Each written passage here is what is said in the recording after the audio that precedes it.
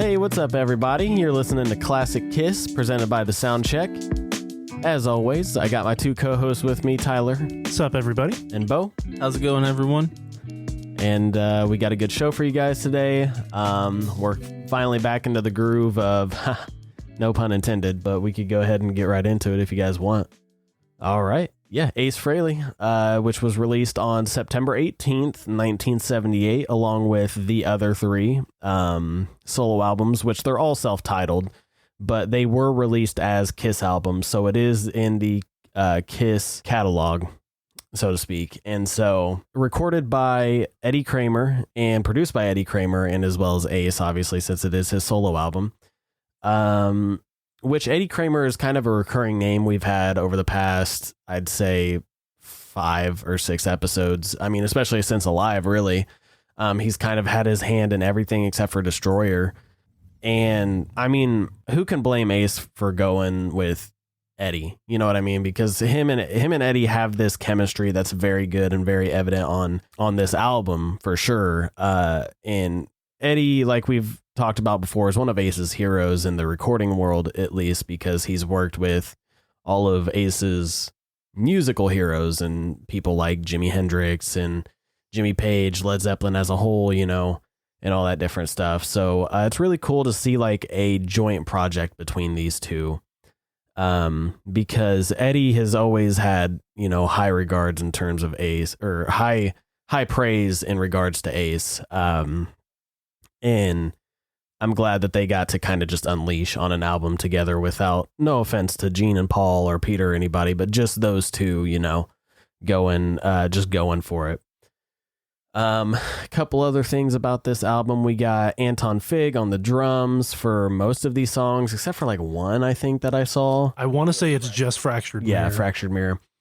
And then Will Lee, who played bass on Ozone, I want to say Wiped Out, and what else was it? I want to say it was Speeding Back, but I'm not sure. I'm in Need of Love. I'm in Need of Love. Yes. That's what it was. So, and what's really cool about those two dudes is Anton Fig was introduced to Ace through Eddie Kramer, and Anton Fig is from one of the British colonies in Africa, I think. Or I want to say he's from South Africa. Yeah, South Africa. And so that's how Eddie knew him, was because Eddie's technically from there as well. So that's where that kind of connection came from. And I mean, Anton Fig and Ace have had a great relationship ever since. Yeah, I mean, he even did the drum tracks on Anomaly, which was 31 years after this record. So, yeah. I mean, and then we also have, like I said, Will Lee, who is interesting because both Anton Fig and Will Lee would go on to be members of the World's Most Dangerous Band and the CBS Orchestra, along with Paul Schaefer on Late Night with David Letterman and the Late Show with David Letterman. So, which is really interesting. And I knew Anton Fig had been a part of that, but I didn't know the bassist who played a couple of tracks on this record was in that as well. So really, really good musicians on this album. But I will say Ace actually did a majority of all the instruments except for drums. I mean, yep. And he does obviously all the lead vocals, some of the background vocals as well. But there's also some background vocals that are done by other people that they brought in, like a couple of women and stuff. Right. But yeah, so there's that for you. We kind of talked about this on Rock and Roll Over because Ace doesn't have a writing credit on Rock and Roll Over, but some of these songs on this album were actually slated for Rock and Roll Over. So like the ideas for them, yep. Like the demos, which is, we had obviously talked about. It's a shame that we didn't get any Ace writing credits on Rock and Roll Over because that's such a fantastic album. But I think this more than makes up for it because this is a fantastic album as well. Yeah. And then let me see here. We got obviously the hit that we were talking about earlier, New York Groove, which was originally recorded in 1975 by British glam rock band Hello, in which it wasn't really that big of a success, at least in America. And when Ace re-recorded it, I can't remember who had the idea to do it. It wasn't Ace, and Ace was kind of hesitant at first. It may have been Eddie and somebody else. It was Eddie and the engineer for the record. Okay, cool. Mm-hmm. And I actually think I have his name here, or I have one of the engineers' names. So I got Eddie and Kramer.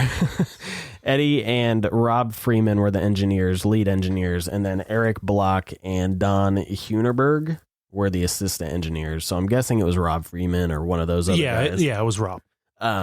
They knew this song and they thought it'd be a great addition, especially being that, Ace is from New York. And this single rose to number 13 on the US Billboard Hot 100.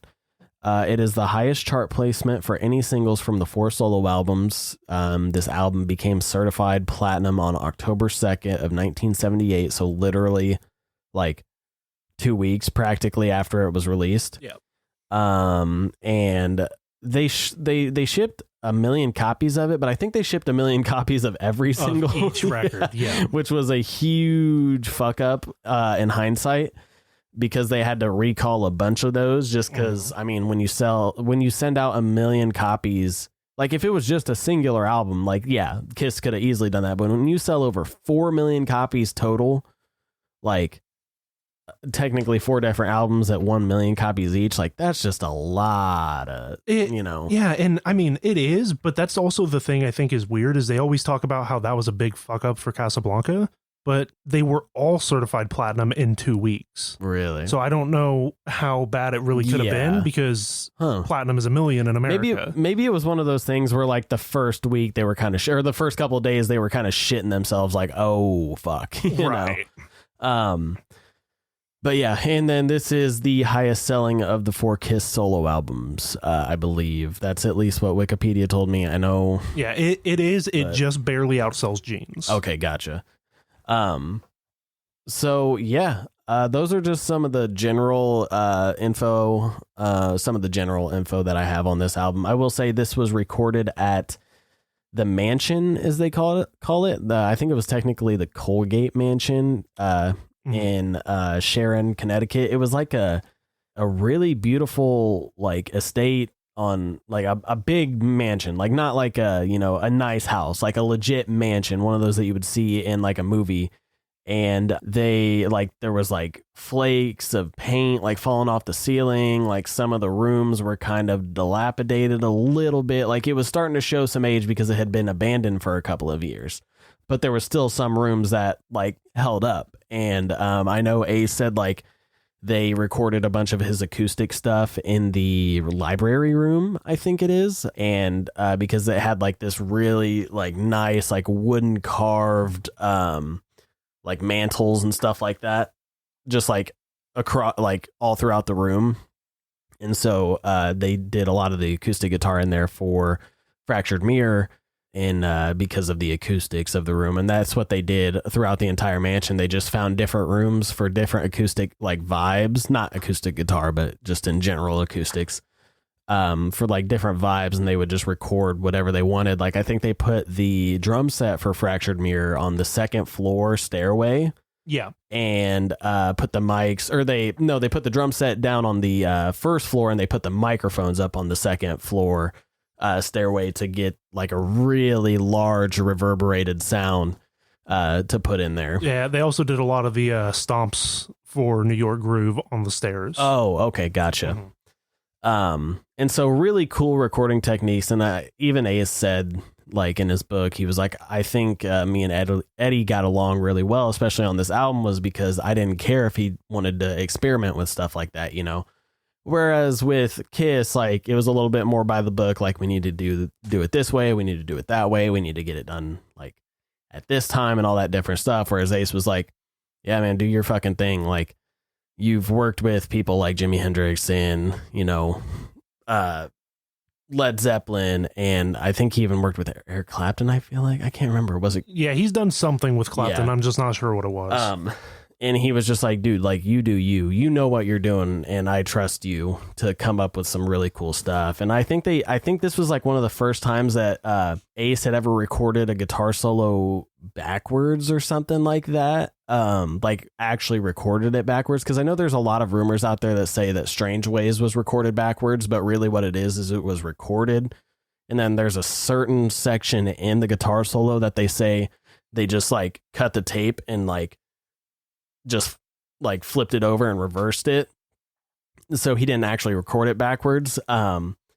And whereas Eddie like literally took the tape, flipped it over, then hit the record button. He did the guitar solo, then like brought it back, and it was like playing technically along with the rest of the track, but it was a reverse guitar solo. So it's very interesting that he was like, even to that point, like he said, it just blew his mind, but like Eddie was like willing to do just to come up with something different, and not just different for difference sake, but just being creative like that can help an artist to be inspired by that, or inspired to like go and create something that they think is really cool. Right. And because I don't think they used anything on that track that was reversed in this album. I am actually almost certain they left the solo on there the way it was, flipped backwards. For which one? Speeding Back to My Baby. Oh, Speeding Back to My Baby. Okay, gotcha. Yeah, I didn't know if it was that song or what song it was, but he had just like said something about it. That actually that does make sense. I like think about it in my head. So yeah, like I mean, I like to geek out over that type of stuff as well, but I don't really have anything else to say about the like makeup of this album. No pun intended once again, but I mean, no, because we're going to save the album artwork for later. But if you want to go ahead with some stuff that you have, Ty, I know you said something about like the whole contracts. Yeah. Or, like stuff being in there and whatnot. Yeah, I'll throw to the contracts in a minute. I just some random general info that I think is interesting to share. Because you did mention it being the highest selling of the four. And that even stayed true through the SoundScan era, which started in 91. It even to that point, or after that point, is still the highest selling. And Aces has actually sold 46,000 copies since then, which, I mean, is small for the amount of time it's been, but that's 20 years almost after they've been out, and they weren't really at their peak anymore. No. So, I mean, the fact that it's still selling at all is, I mean, that's nothing to sneeze at. Yeah, exactly. Casablanca also shipped 1.3 million, almost 1.4 copies of the record by June of 79. Oh, really? So before the album had even been out a year, they'd almost shipped 1.5 million copies of the record. Yeah. Which they did pretty close numbers on all four of them. So, I mean, that's going to reflect on all of them. I know they ended up doing New York Groove a couple times because they did it at the Colgate Mansion, and then they redid it in New York. I can't remember the name of the studio, but it's the studio in Radio City Music Hall. Yeah, I meant to say that earlier. It was so like the bass track, not bass as in bass guitar, but like the bare bones tracks were recorded at the Mansion, and then they went to Plaza Sound Studios in New York City for mixing, a little bit of overdubs, adding stuff here and there, like keyboards and whatnot. But like the live tracks, in a sense of them like laying down the bare bones versions of that, was done at the Mansion. But yes, you are correct. Random, just fun fact about it: Aces is actually the record with the fewest number of performers on it, because of course he did just about everything. It's got Anton, it's got one other drummer on, I think it's just Fractured Mirror, and then Will Lee did bass. I should have it in here somewhere, I just don't know where it's gotten off. Bobby McAdams did Power Mouth Talkbox on New York Groove. Carl Tallarico, I'm guessing it's pronounced Tallarico, I'm not sure, but yeah, he did the drums on Fractured Mirror. But yeah. And then there's, like I said, some people in background vocals. But really, I mean, the majority of this album is written and recorded by Ace and Anton. Yeah. One thing I think is super interesting is Aces was the longest charting of the records, but it wasn't the highest charting. Really? Gene's out-charted it by, I want to say, 2 spots. But Aces was on the chart longer. Yeah. And they all debuted at, like, the mid to low 80s, and Aces peaked at number 26. Really? So it moved a substantial way up the charts. And then you had mentioned the female voice on the record, and of course we've already talked about Will Lee. The female voice is Susan Collins. which she did Speeding Back to My Baby, What's on Your Mind, and of course New York Groove. And her and Will both pretty much echoed the same sentiment of Ace didn't give a shit as long as we like actually put in effort. He didn't care what we did. We had free reign. Yeah. There weren't any drugs. They both openly stated, you know, for as wild as he was supposed to have been. Yeah. There were no drugs around when we were there. And I feel like what it was not to say that he didn't do anything, but it just wasn't as prominent or like just out in the open. Right. But I think he even said something like he didn't want to fuck around with this album because he was literally out to prove Gene and Paul wrong. Like that was his driving. At least that's what he says in his biography. Right.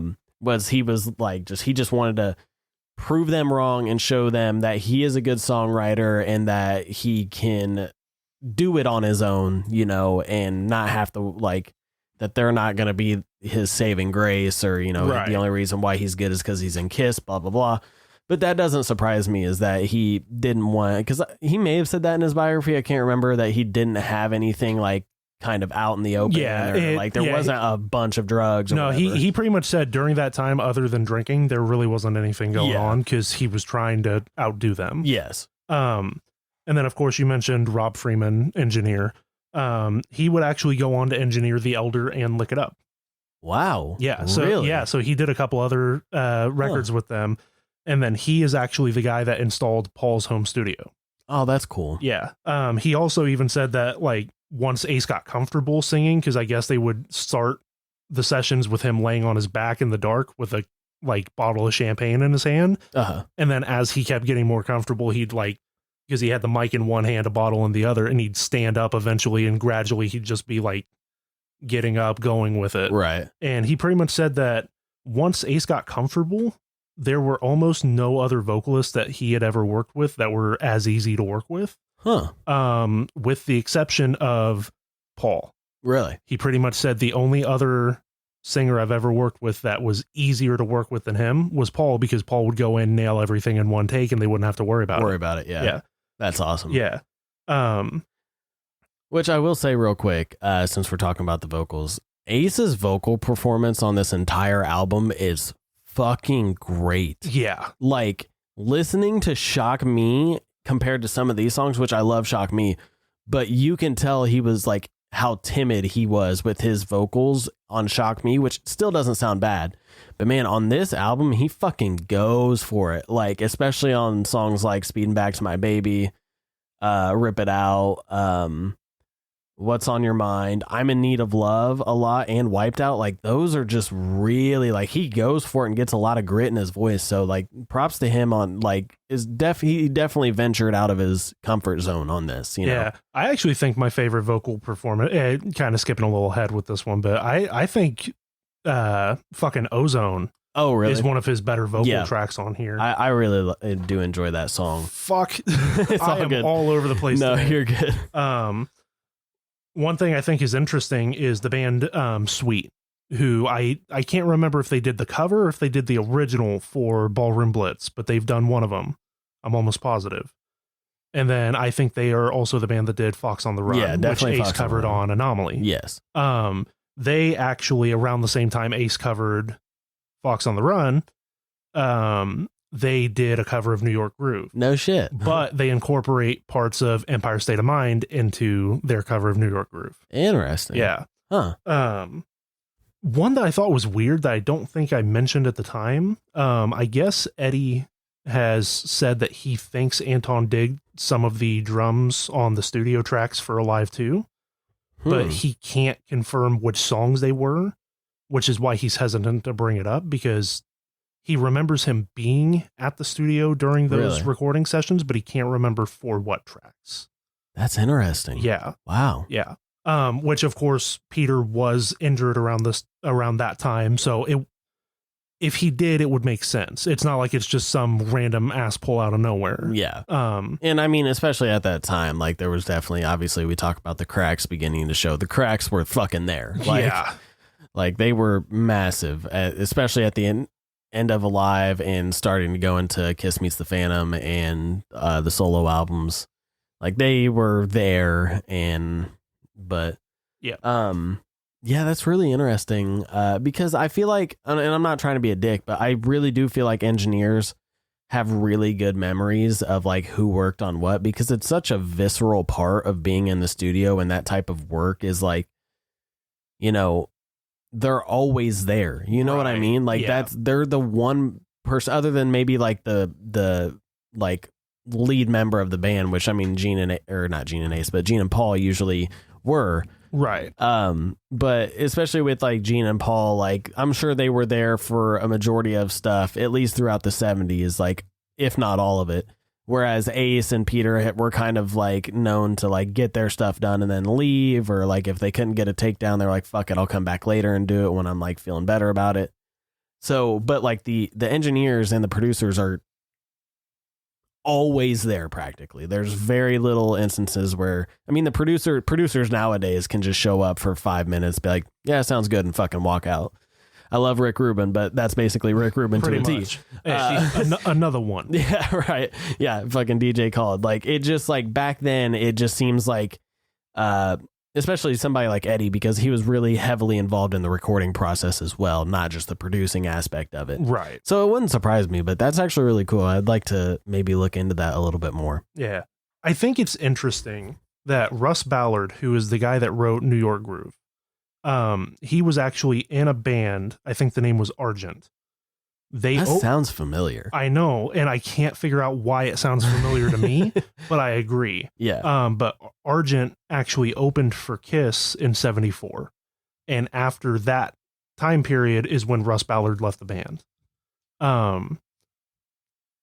Russ actually really likes Ace's version of New York Groove. Really? I don't think Russ has ever recorded it himself, but he played a part in the British band that I can't remember the name of that recorded it originally. Mm-hmm. He was in the studio producing them when they did it, and he didn't like their version. Russ actually wrote a couple other songs, one of which is on a different one of the 4 solo records. And then he also did Into the Night, which was one of the singles from Ace's first Frehley's Comet album. Okay. And I didn't know that was a cover. Interesting. Yeah. I really enjoyed doing a lot of the research for this one because of reading all the interviews and everything with all the people and kind of getting their takes on it. But I'm kind of down to the bottom of my notes at this point. Okay. But yeah, I mean, that was a lot. Yeah. I mean, you guys saw that book. It's thick as fuck. Yeah. A lot of because I mean, I used all of the autobiographies for the research for these albums, but a lot of the research for the 4 solo albums specifically, I've taken from, it's a book called Gene, Ace, Peter, and Paul. And it was written by the guys at Kiss FAQ. Yeah. And, I mean, pretty much any of the information in it, you can just go look up. It's not like they just pulled it out of nowhere. They actually pulled research to do the book. That's awesome. It's almost 600 fucking pages. Really? So, I mean, it's a lot to tear through. And then I had a little bit in here from Behind the Mask where they had asked all the guys like to rate the solo albums, and Ace gave his 5, which I mean, of course, everyone's going to give their own record a 5. Yeah. Because Peter also gave his record a 5. Sorry, my opinion, not worth 5 stars, but I understand where he's coming from. Yeah. We'll get to that one when we get yeah. Gene and Paul both gave Ace's 3.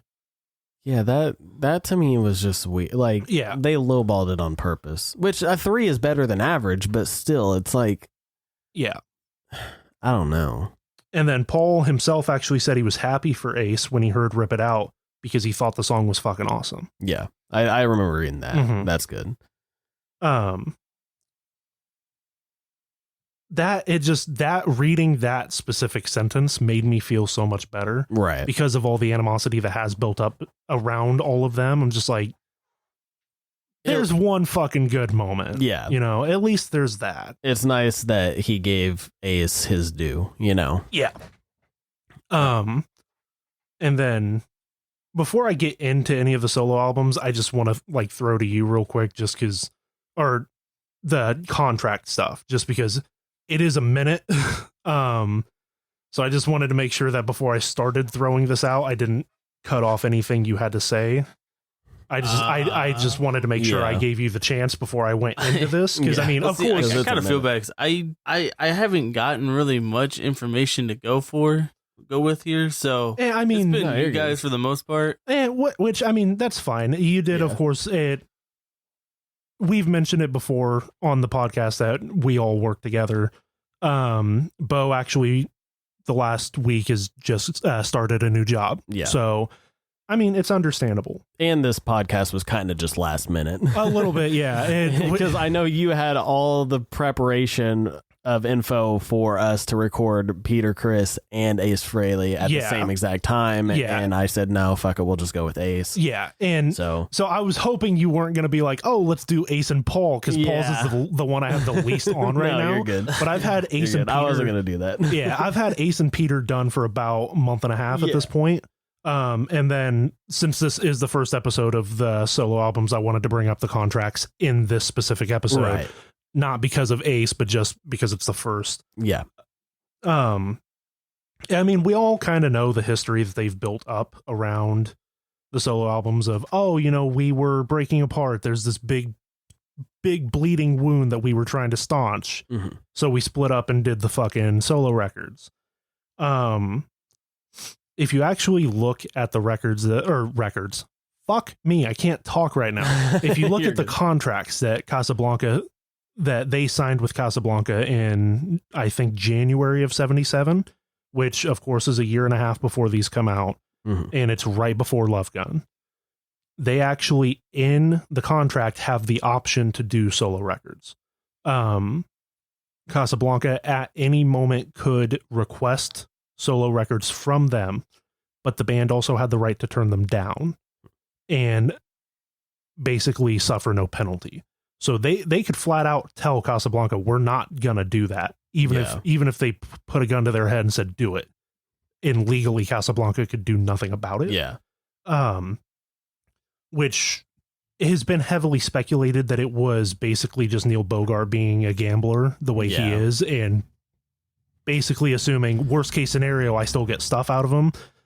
Best case scenario, it doesn't happen. Which, real quick, I don't know if you're about to get to this or not, but I remember you kind of telling me a little bit about it the other week.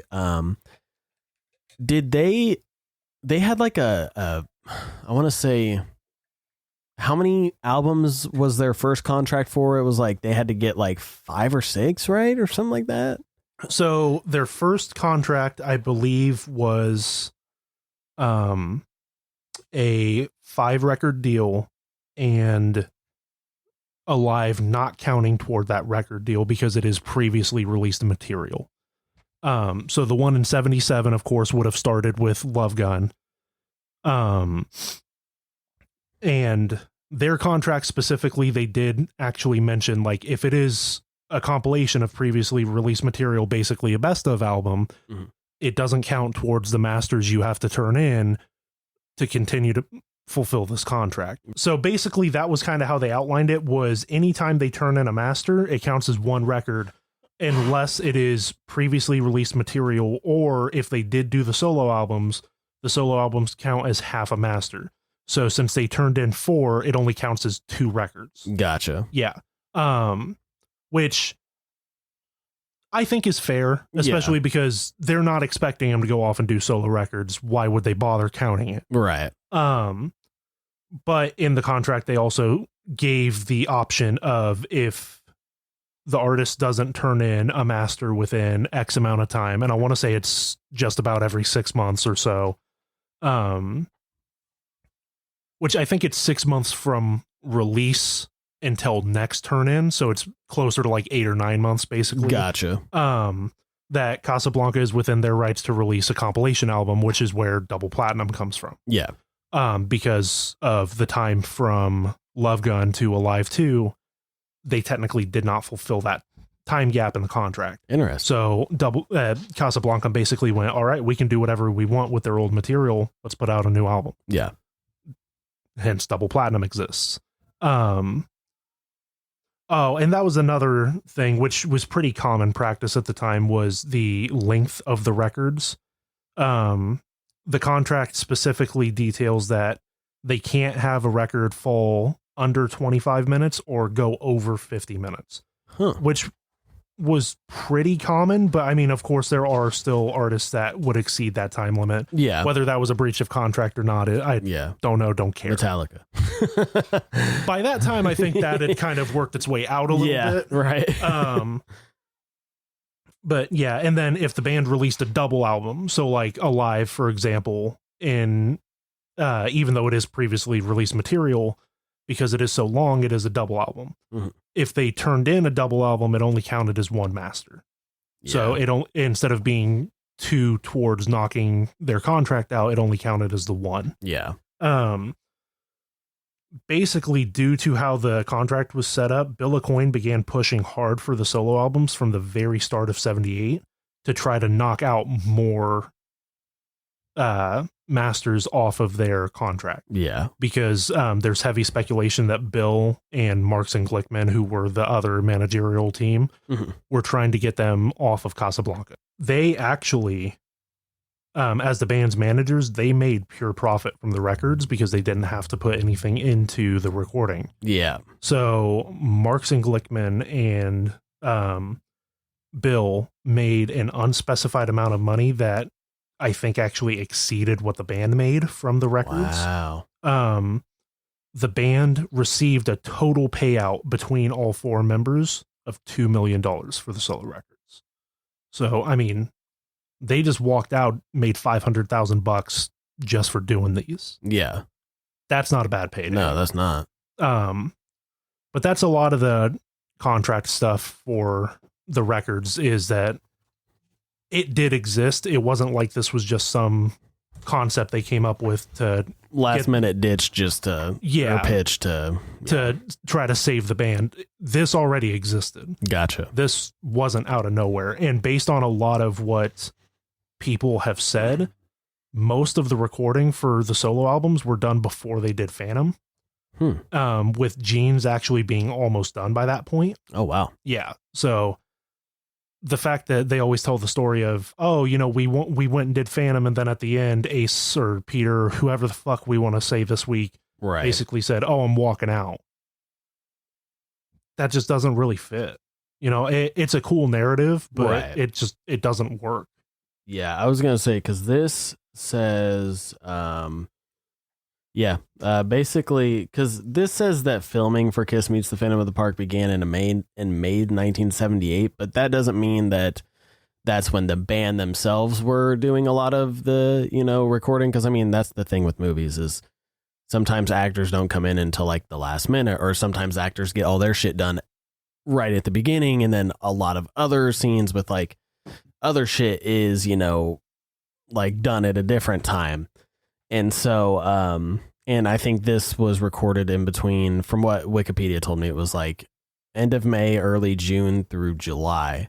So yeah, like this is literally the exact same time that they're doing Phantom, you know? Yeah. And so it just, like you said, it breaks that narrative.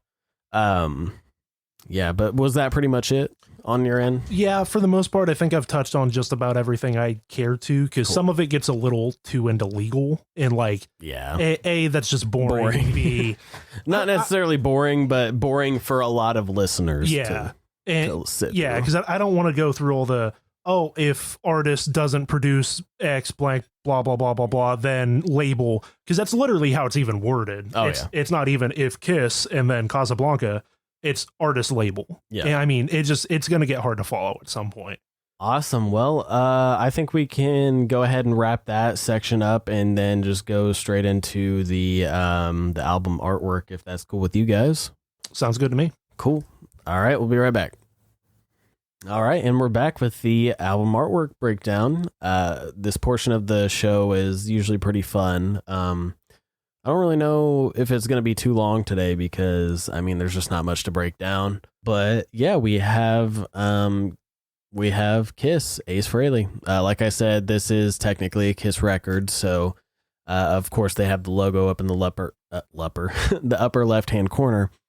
And then the actual title of the album, Ace Frehley, is in the upper right-hand corner, just in kind of basic white print with, you know, or white outline, black print. And then, or font, I should say.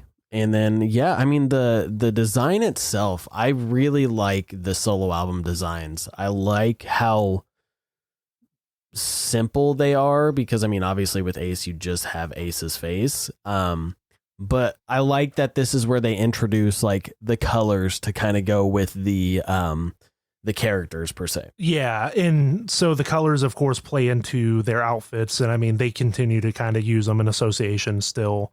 But the outfits for Dynasty and Unmasked, like Jean's got the red cape, especially those. Yeah. Yes. The outlining colors for the solo albums is where those colors come from.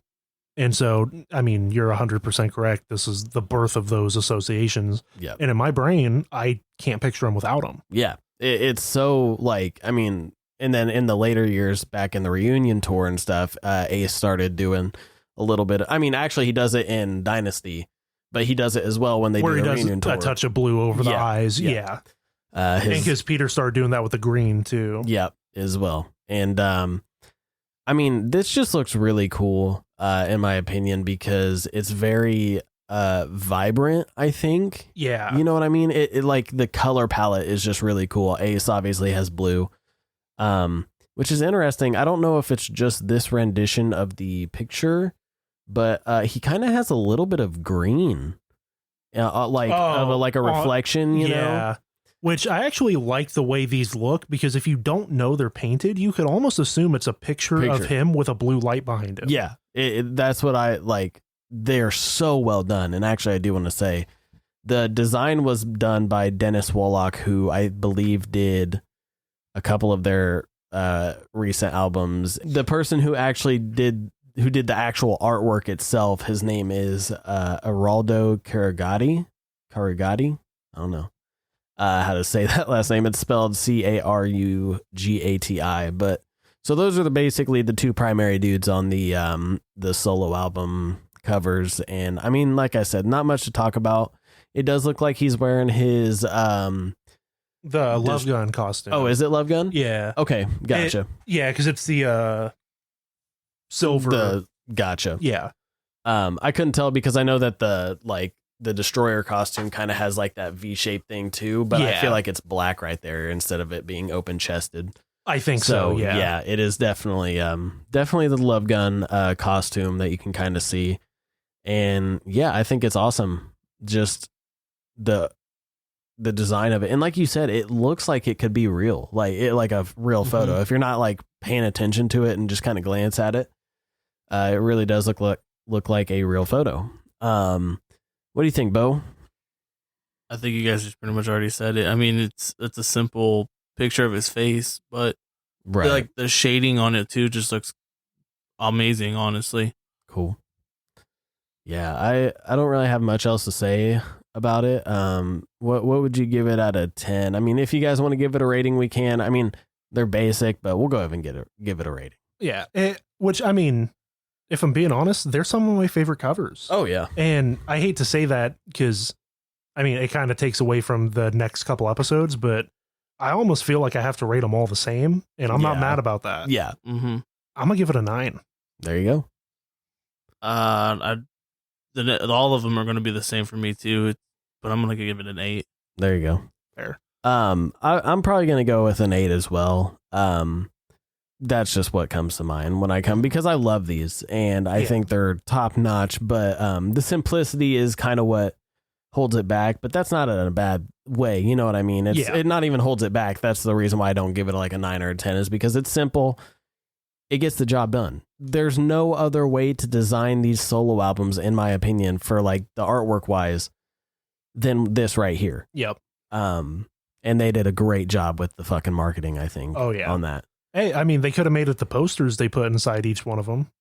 What are the posters? I'll pull them up later. Okay. They're a little more artsy than like the covers, so you can kind of tell they're like, as opposed to the covers looking a little more hyper realistic, the posters obviously don't. Gotcha. But they're all like, I want to say like Peter's is him with like a jaguar and then like a bunch of like foliage around him and stuff. Okay. I think I know what you're talking about now. Yeah. Yeah. Well, I mean, that pretty much does it for the album artwork. We're going to get to the track list here in just a second. Don't go anywhere.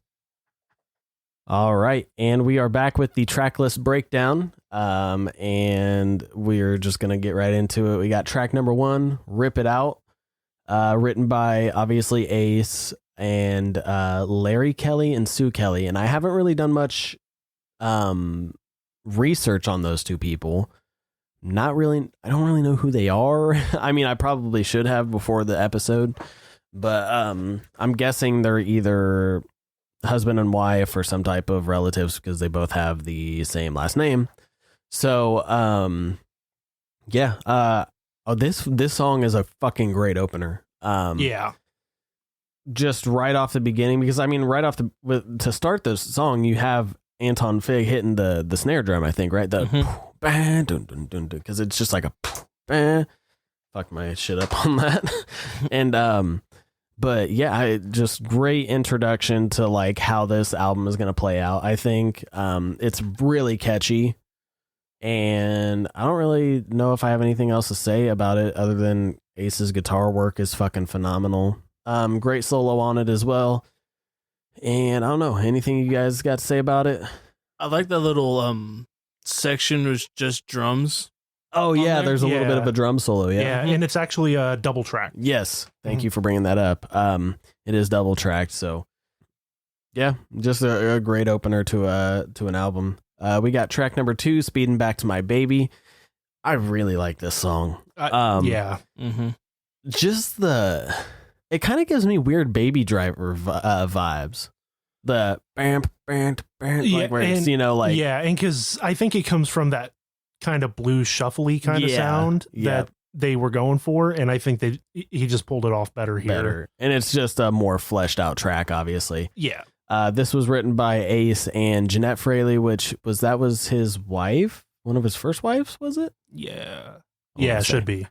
I was like, I hope we're not. I know. I was like, I hope this wasn't like a daughter that we didn't know that he had at this time. No, because I mean, I know he does have a daughter. No, I'm almost positive it's his first wife. It is his first wife. But this song is awesome. The intro to it is fucking just a killer little riff that he does, like just licks and just it's fucking awesome. Yep.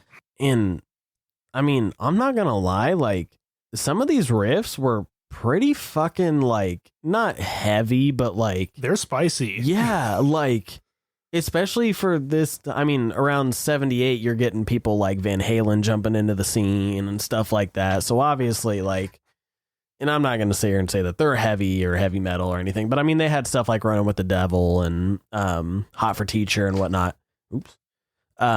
But yeah, so like that's probably the best way to put it is some of these riffs are fucking spicy, but I love the groove of this track. I think it's fucking awesome. Track number 3, Snowblind, written by Ace Frehley, co-writers Beau, Tyler, and Garrett with Game Time. And hey, I was wondering if that was going to get brought up. I was going to say, so just real quick side note, when we were younger, we used to basically take Kiss songs and not make parodies of them on purpose. We were trying to be serious. Well, at least I was. Yeah. And so we were like, oh, wouldn't it be awesome if we just named our band Sick, SSIK, literally Kiss backwards. And then we would just learn the guitar parts to these songs, which what fucking 12-year-old is going to be able to just shred some of these songs, which there definitely are out there, but I fucking wasn't going to be able to. We would like write lyrics to the songs and usually use the exact opposite of what that song was saying, except for this one.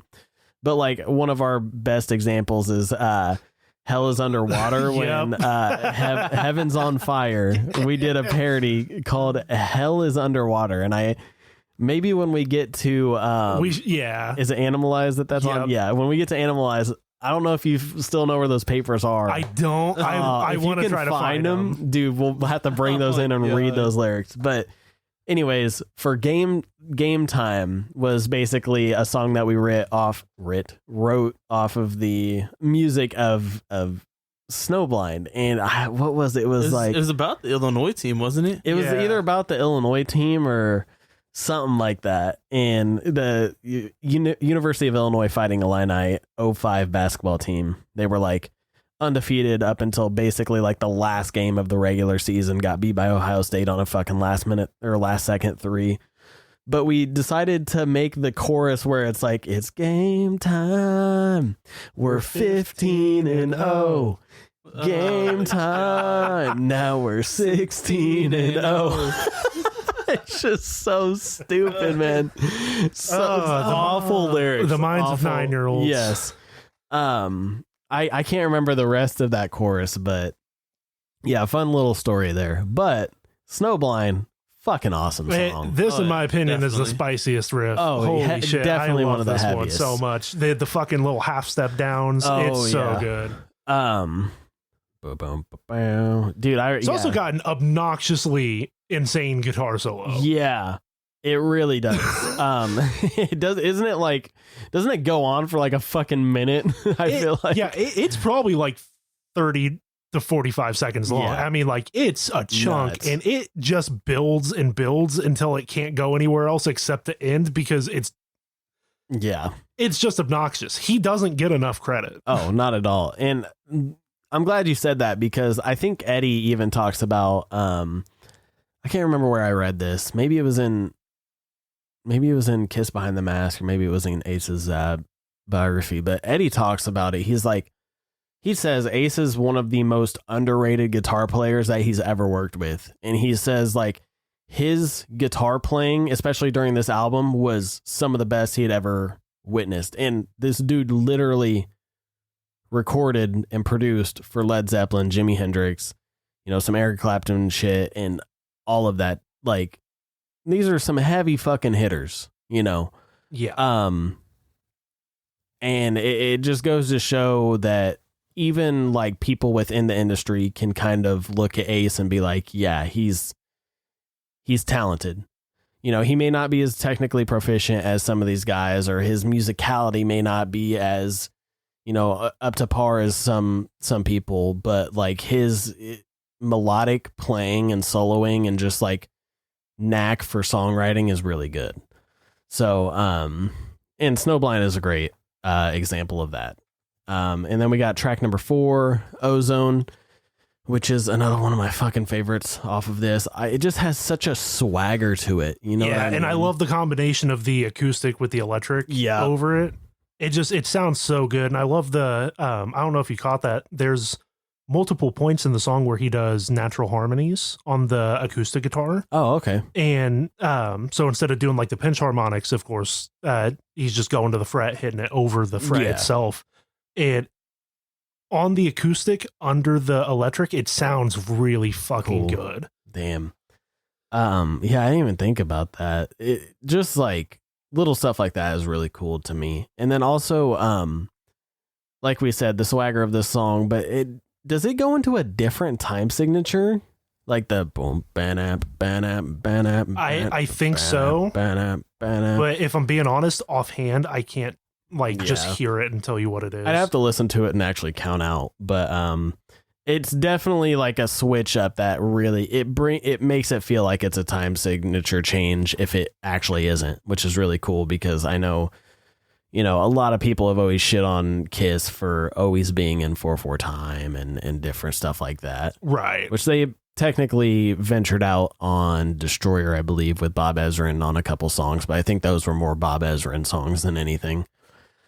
So, that's Ozone. Then we got track number 5, which is the end of side 1, I believe. And that is What's on Your Mind, written by Ace Frehley. Good song. I not anything to write home about, but also it's not bad. It's just a solid song in my opinion. Yeah. Anything you guys got to say about it? I like it a little bit more than I have been. Like you said, after the first 4 songs, it doesn't hit the same. Okay. But like, again, definitely heavy and spicy wise, as Tyler would say. Like, I can definitely agree. The riffs aren't as gut busting in my opinion. Yeah, I definitely agree with Beau. I like it more now than I used to. It's still one I don't like it's there. I don't really have anything to say about it. Yeah. I think at this point he was just having fun with the song. So Yeah. For sure. So then we go to side number 2 with the first track being track number 6, and that is New York Groove, written by Russ Ballard. Is it Ballard? I think so, Cool. yeah. And like we said, that was written by Russ Ballard and performed by the British band Hello, which didn't really gain much traction, at least in the States. This song fucking blew up in the States. The charts in 1978 US Billboard Hot 100, it reached 13th as its peak position. And then the single New York Groove in Canada RPM 100 singles reached 25. New Zealand singles chart 24. So that's really cool. Yeah, I mean, it's a good song, and I like it a lot more now. I liked it when I was a kid, and then I was like, it's just a boring song. It doesn't have a guitar solo. Yeah. And then now that I listen to it, I'm like, now that we're adults and the head has been easily removed from ass. It's like, okay, this is actually a really fun song. Really like, it's like the little nuances of how the song is played and stuff like that. And like you said, those little guitar licks in the back and that down. Yeah, I love them. Oh, so good. I don't know if you remember this. This is another one that we made our own. Oh yeah, we're back in the Myrtle Beach. Wow, it was so bad, dude. I feel like what happened was, I think this was around I think I bought this on CD while we were in Myrtle Beach too. This album, I think so, because I think you got this and I got Love Gun. Yeah. Wow. Yeah. Fucking with a fistful of towels. God damn it. On the beach, we were passing our time away. Buildings. Jesus Christ. You're right. Now he's trying to think of the lyrics. I know, I am. Damn. We're back. Back in the Myrtle Beach. Dude, what the fuck? We need to go to Myrtle Beach and be like, hey, we have a fucking hit song that we can record for you guys as a tourist destination. Make fucking millions on that shit. Like on one of those cheesy like infomercials or commercials that's like, come visit Myrtle Beach. Yeah. So yeah, really fun song, really cool. And he actually does do a guitar solo in it on their tours in 96, the reunion tours, when they would play this song. One of the really good ones that you can find is when they played under the Brooklyn Bridge during was it the Grammys or was it like the MTV Music Awards or some shit? 1996. I can't remember. It was or 97, 98, somewhere around that time. Yeah. But they did like a performance where it was like telecasted from, telecasting from the Brooklyn Bridge in Brooklyn, New York, whatever. And they did like Deuce, Love Gun, I think. I want to say maybe Cold Gin. They did this song, and Ace actually does a guitar solo, and it's pretty cool. So track number 7, I'm in Need of Love, also written by Ace Frehley. I don't have much to say about this. It's a good song. When I was listening to it before we were getting set up, I was like, I actually do like this song a little bit more than I remembered. It's nothing, like I said, nothing crazy though. I mean, do you guys have really anything to say about it? I think it's just like the last song. It's just a fun song again. Yeah. Cool. All right. Track number 8, Wiped Out, not Wipe Out, but Wiped Out by Ace Frehley and Anton Fig has a writing credit on this, which makes sense because, I mean, all right, I'm going to just say it. I can't be the only one that hears it. This is literally like at least the first like 20 to 30 seconds of this is a ripoff of Wipeout. Yep. Like there's no way to get around it. The drums, the Wipeout, like, bruh. But as I was listening to it, I mean, me and Beau were sitting here and when we were waiting, and I was like, actually not that bad. Like halfway through the song, I was like, this is actually pretty cool. Yeah. But yeah, it's just that intro to me. I'm like, damn, this literally sounds like, I couldn't get past the intro for a while, and then I finally listened to it, and I'm like, oh, okay. It's like the first minute, I'm just like, what the fuck? And then I'm like, okay, this is decent. Yeah. Anything you want to say about it? I know you not too big of a fan of it. No, I mean, I 100% agree with you. Really? It's there. All right, and then we got the last track number 9, which is an instrumental, and that is Fractured Mirror, which was later to be followed up by Fractured Quantum on Anomaly, and I don't know if he's done a part 3 yet. I'm pretty sure he did, but I can't remember the name. Yeah, it's like a Fractured series. Actually, I want to say the third one was called like Space Bear or some shit like that, where it's literally just like an instrument. I'm like, why did we just like dish the Fractured series or whatever? You get what Space Bear is a reference to, right? Wait, what's that? It's the Tom Snyder interview. Oh, yeah, my God. Tom Snyder had a teddy bear on set, and he took it, put his fucking gauntlets on it, and he goes, I got him, I caught him, it's okay, I got the Space Bear. Oh my God, dude, that fucking interview, man, that's coming up. I'm so excited to talk about that interview. That's amazing. There's like a 10 or 15 minute video on it on YouTube by Rock and Roll True Stories YouTube channel, which is really cool. Obviously it's like edited down because the real interview is like 30 minutes long, but yeah, I mean, this song is really cool. It's an instrumental. A lot of electric guitars in this. You got, acoustic guitars. You do have electric guitars as well. It's kind of repetitive now that I listen to it, but it's a pretty song. I think it sounds like very crystally, if that makes sense to you, you know, like to me, it sounds as if you were looking out into space. Right. And like seeing like stars reflect, and obviously like Fractured Mirror, like a like reflection theme and stuff. Yeah. But that's definitely what it gives me the vibe of. Yeah. Like very sparkly and whatnot. Anything else you guys got to say? It's been covered by Dimebag Darrell. Oh, no shit. Yeah. I forgot about that. Yeah. Wow. Thank you for bringing that back up. I do remember you telling me about that. I feel like you've shown me that too. But yeah, that's the track list. Pretty good track list. I mean, there's not really a miss for me in there, but I guess that will kind of lead us into our next section, the 3-in-1. And I'm not even going to take a break. I'm just going to get right into it. The 3-in-1 portion of our show, where we pick 3 of our favorites and one of the songs that, in our opinion, maybe just doesn't fit with the rest of the album or whatever.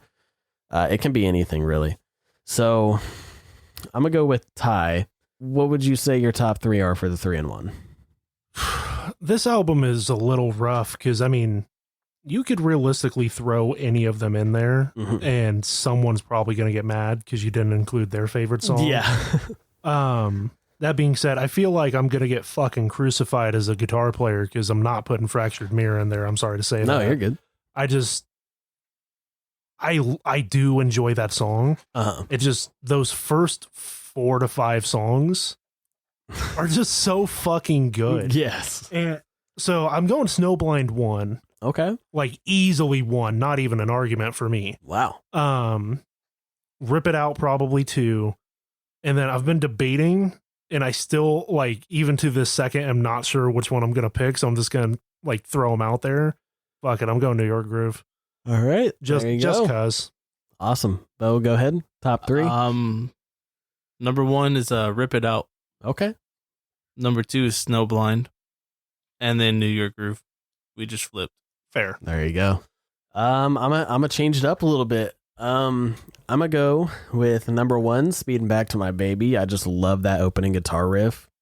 It literally just like punches you in the face. And then I just love the song in general. Track number 2, Ozone, just because it's so fucking different. And I just love it in general. I'm not picking it just because it's different. And then track number 3 is Rip It Out for me. I love Snowblind, but if I had to go back and listen to 3 songs off this album, I would definitely do those 3. Oh, I go back and listen to Snowblind all the time. I'm not gonna lie. Yeah. But I actually, the other 2 that I was debating with were Speeding Back to My Baby and Ozone. Oh, nice. Yeah. Nice. Which, I mean, all of those songs are in the top 4, 5, 6. So, I mean, other than New York Groove, that's in 6th, then the others are all top 4. But I'll say it like this. I'll put them in my top 3 for Peter's album. There you go. Damn. I already know what 3 I'm going with on that album. All right. That's not even a debate. What's your 1 discard, Beau?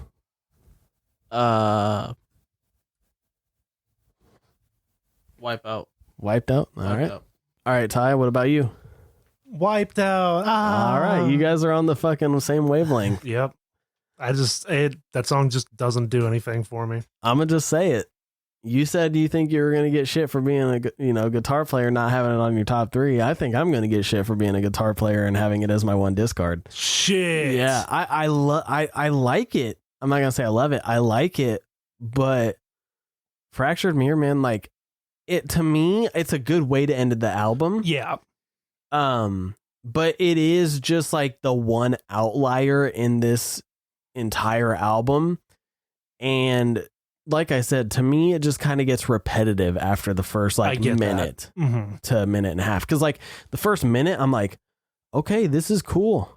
This is going somewhere. And then it just kind of does the same thing for like 2 minutes. You know what I mean? Yeah. 2 or 3 minutes. And so that's why I just threw it out there. But I'm not saying it's a bad song. It was just my one discard. Right. I'm not an instrumental type of guy, but I mean, that had just been an easier thing for me, so I feel that. All right, we'll be right back with the final certified ratings. So I don't know why I said final. We'll be right back with the certified ratings. All right, and we're back with the certified ratings portion of this show. And the moment of truth. What are we going to give this very interesting album? Interesting. I don't know why I said interesting. I fucking love it. I'm going to go with Ty again. Ty, out of 10, what would you give it?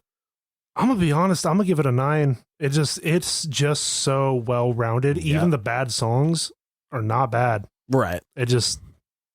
Good Lord, dude. There you go. Okay. Beau? I'm also going to go with a 9. All right. Any comments? Like I said, it's phenomenal, pretty much. Cool. Awesome. Yeah, I'm gonna go with a 9 as well. I was thinking about doing a 9.5, but I don't think any of us have given anything halves, and I don't want to be the first to do that. I thought about that too. Yeah. I'm sure I'll probably be the first one. There you go. Beau's saving his 0.5 for literally giving an album a 0.5 out of 10. That's what I'm doing. That's amazing. Well, spoilers for next week, so I'm just kidding. You don't have to call me out like that. All right. Well, we're not going to get too much into that. Not to spoil the next episode, but what a good album to come back with after our kind of little adventure going through different styles of I mean, technically Live in Tokyo is an album, so was Alive 2, but those are obviously live records. So this was a fun episode to do, and yeah, I mean, just a great overall album. Ace fucking knocked it out of the park on this one, and it's still one of my favorite. Like I go back and listen to this, and every time I listen to it, I'm like, holy fuck, how was this not a bigger deal? Yeah. Like, I mean, come on now. It's just a great fucking album. So any last thoughts from you guys, either on the album or even the artwork or just in general? I don't think I have anything left, honestly. I think we've covered it. Yeah, I don't have anything either. Okay. All right. Well, as always, guys, we appreciate you for listening. Go ahead and check out, the last week's episode, or I say last week, but the last episode. And check out everything else in our catalog before then, where we basically do the same thing. If this is your first time listening, if this isn't your first time listening, you guys know the fucking drill. So I beat it to death every week. Go listen to our shit more, please. Yeah, right. Shout out to Springfield, Illinois for keeping us afloat. Yeah, no shit. So yeah, really, thank you guys for listening. We really do appreciate it. And yeah, we'll be back with the next episode, which will be covering Peter Criss's solo album. If you even want to call it that. Just kidding. Jesus Christ. I actually do like a couple songs. Solo 3 songs. The Sean Delaney album. Yeah, the Sean Delaney album. That's pretty much all I got to say. Thank you once again for listening. and we hope you guys have a great week.